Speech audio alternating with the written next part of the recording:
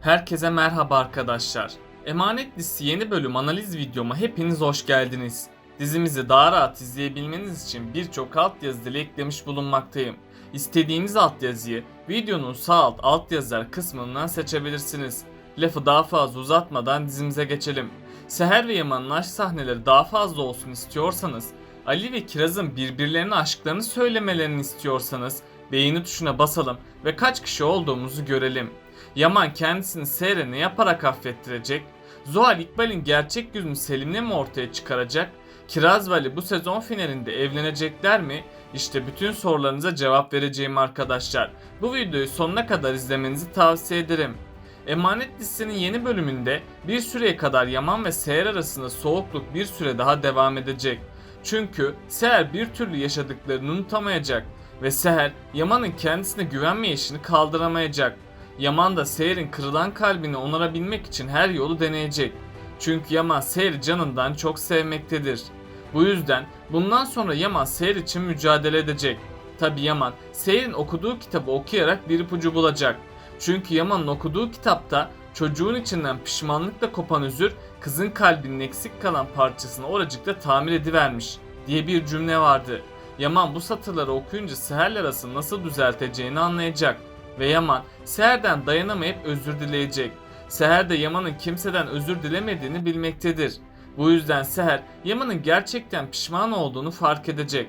Böylece Seher kitaptaki kız gibi aşkını affedecek. Bunun sonucunda da Seher kırılan kalbinin tüm parçalarını birleştirmiş olacak. Bu sorunların çözüm bulmasıyla dizide sürpriz bir gelişme daha yaşanacak. Çünkü Yaman Seher'e olan duygularını itiraf edecek. Seher de Yaman'ı sevdiği için ona bir şans tanıyacak. Bunun sonucunda da Seher ve Yaman'ın evliliği gerçeğe dönüşecek. Zuhal ise İkbal'in gerçek yüzünü ortaya çıkarmak isteyecek. Çünkü Zuhal ablasının kendisine yaptığı hainliği unutmadı. Bu yüzden Zuhal İkbal'in kendisiyle işbirliği yaptığını itiraf etmeye çalışacak. Ama bunda başarısız kalacak. Çünkü İkbal dizinin ana kötü karakteridir. Yani şimdilik İkbal'in gerçek yüzünün ortaya çıkmaması gerekiyor. Yani İkbal'in kötülüklerinin açığa çıkması için biraz daha zamana ihtiyaç var. En son Sultan Ala Kiraz ile konuşmuştu. Kiraz da Sultan Ala'dan Ali'yi sevdiğini gizlemişti. Çünkü Kiraz Ali'nin kendisini sevdiğini bilmemektedir. Bu yüzden Kiraz kendisini Ali'ye layık görmeyecek. Ali de Kiraz'a duygularını bir türlü itiraf edemedi. Eğer çiftimiz birbirlerine duygularını itiraf edemezse kavuşamadan ayrılabilirler. Çünkü Sultan Ala Kiraz'ı geçmişte sevdiğini kaybettiğini anlamıştı.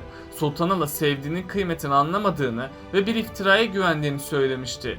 Sultan Ala Kiraz'ın da aynı hataya düşmesini istemeyecek. Bu yüzden Ali ve Kiraz'ın bir an önce birbirlerine aşkını itiraf etmesi gerekiyor. Aksi halde Kiraz Sultan Ala gibi davranırsa Ali'yi kaybedecek ve Ali ile Kiraz'ın kavuşmadan ayrılmış olacak.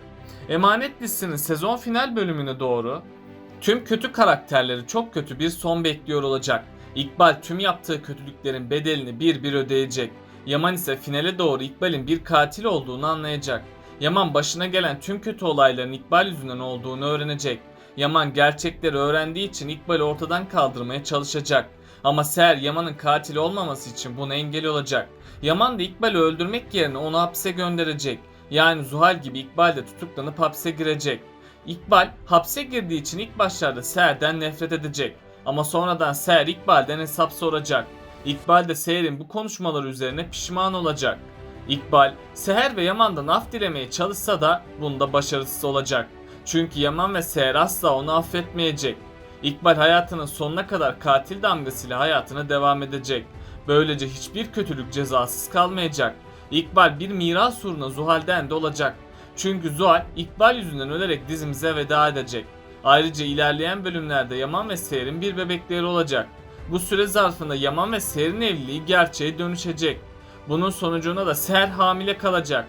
Seher ardından bebeğini dünyaya getirecek. Yusuf ve Yaman da bu bebeğin gelmesiyle çok mutlu olacak. Ayrıca Kiraz ve Ali de evlenip çok mutlu olacak. Ali Kiraz'ın, Kiraz da Ali'nin kıymetini bilecek. Çiftimiz birlikteliklerinin tadını çıkaracak.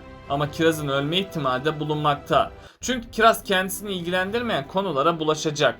Kiraz'ın bu sorumsuzluğu sonucu Kiraz ölerek diziden ayrılacak.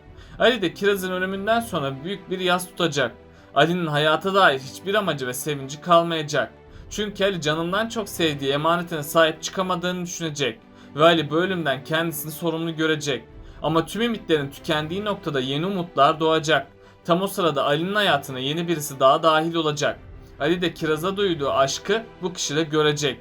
Ayrıca bir diğer ihtimalle de dizimizin sonu kötü bitebilir. Çünkü Adını Sen Koy dizisinde en son ana karakterin ölümüne herkes şahit olmuştu. Bu sebeple Seher ve Kiraz dizinin ana karakterleri olduğu için ikisi de ölebilir. Seher de büyük ihtimalle ya doğumda ölecek ya da Yaman'ın düşmanları veya İkbal tarafından öldürülecek.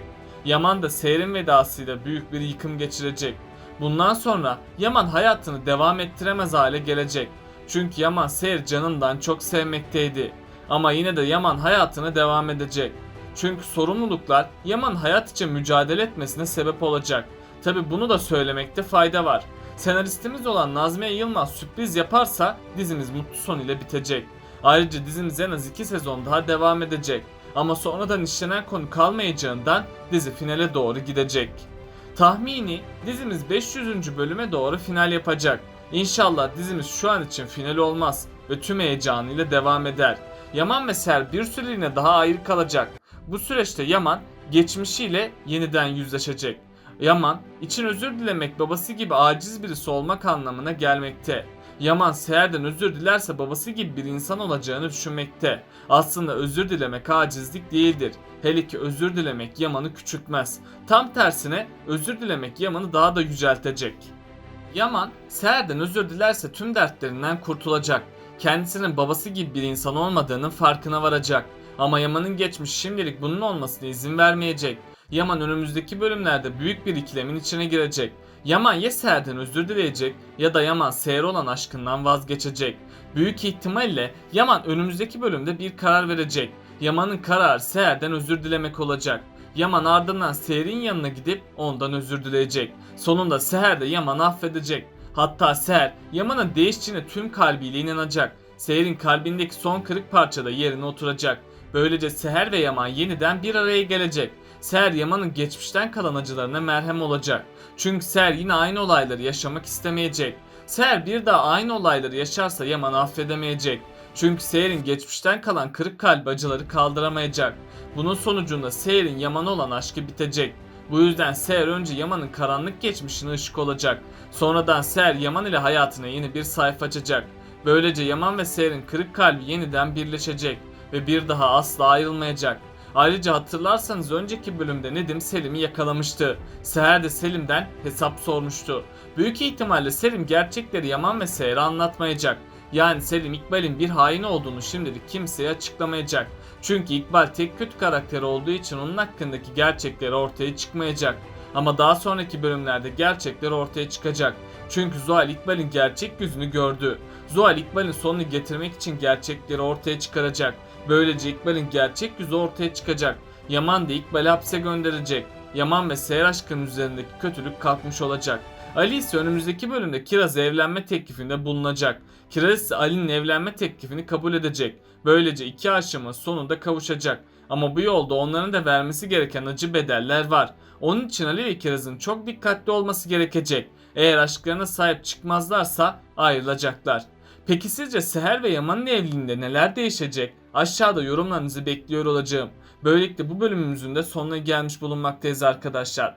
Beni desteklemek için yorum atmayı, videomu beğenmeyi ve kanalıma abone olmayı unutmayın arkadaşlar. Hepinize teşekkür ederim. Kendinize çok iyi bakın. Hoşça kalın.